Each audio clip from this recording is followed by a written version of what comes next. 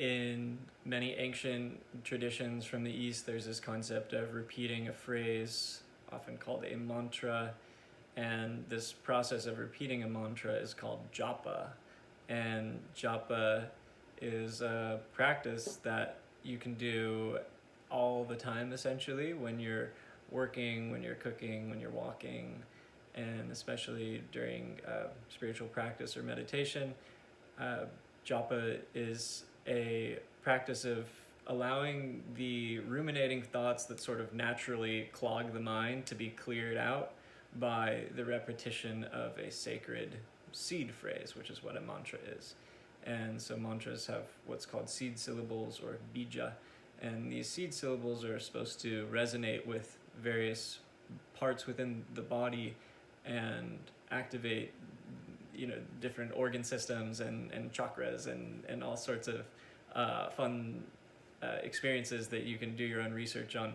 And so this simple process of chanting a mantra can be very odd and repetitive at first, because all you're doing is just repeating the same phrase over and over again, like Om Mani Padme Om, Om Mani Padme Om, Om Mani Padme Om, Om Mani Padme Om. And there's a number of different mantras for different qualities or things that you want to bring into your life. And if you speak English, it's not weird to speak just an English phrase to yourself over and over again either.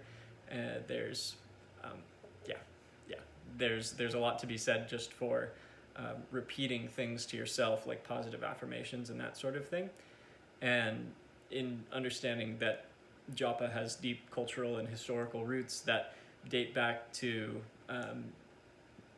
Asia, especially India, and that we as Americans or Westerners are using this practice that was developed thousands of years ago by people who have totally different lives than we do now, and at the same time there's this common thread. So there might not be a perfect translation or experience, but as you're practicing, the main thing is that you do your best to pronounce whatever it is that you choose to pronounce correctly, and that you're being genuine and sincere about it. And that's the main thing, is that and that you're not doing it mechanically either. That's the other really important thing, is because it is a repetitive process, but to do it without feeling is not the point. The point is to actually do it with feeling. So whatever you're repeating, make sure it actually has like an emotional significance to you. Whatever that may be, just finding that phrase that really matters to you, that you feel has potency, whether it's, I am love, or I am flow, or a different Sanskrit mantra, and being open to allowing yourself to have feelings, because sometimes we've closed ourselves off even to just allowing ourselves to have feelings in the first place. And so being in like the state of having a spiritual practice and having or even trying something, like experimenting with that, it can bring up feelings, and sometimes people say cry during yoga classes or whatever, and that's normal. That happens. And so when we're practicing japa, or when we're practicing mantra, that upwelling of feelings, we're actually working on consciously doing that, on bringing the feelings up, and bringing up feelings of love, mainly love, joy, and harmony. And so as we tap into these feelings and states within ourselves, they inform our daily life and our experience, because this experience of chanting or internally repeating a mantra silently, it has an effect on consciousness. And so if you're receptive to it, especially, then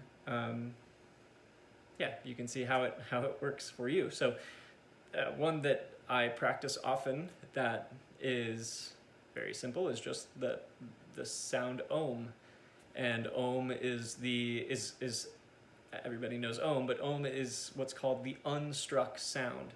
So it's the sound, the preeminent vibration of the universe, essentially, and it's the sound that emanates from us without having to make any percussive movement with our vocal cords or mouth or anything. So it's kind of like a very relaxing experience, which is why I do it in addition to all of the deeper philosophical or yoga reasons. It's just a very simple thing, and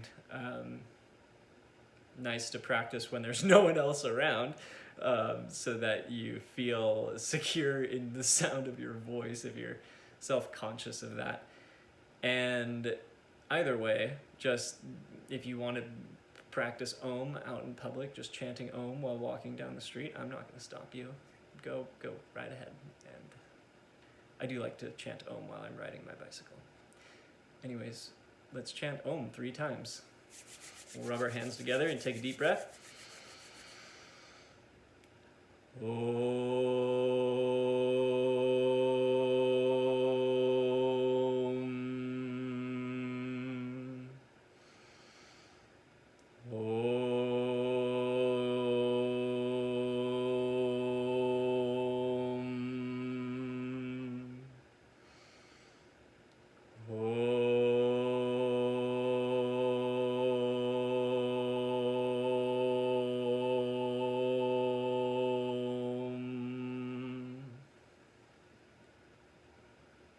Namaste. That's all. Enjoy practicing. Peace.